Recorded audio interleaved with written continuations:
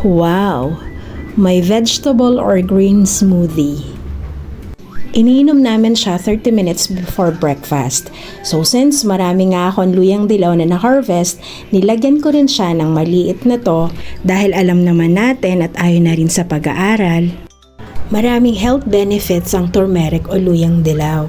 At syempre, yung mga dahon-dahon na ginamit ay galing sa mini garden ko tulad ng talbos ng kamote, malunggay at dahon ng ampalaya. At ito nga palang machine na ginagamit ko is not an ordinary blender.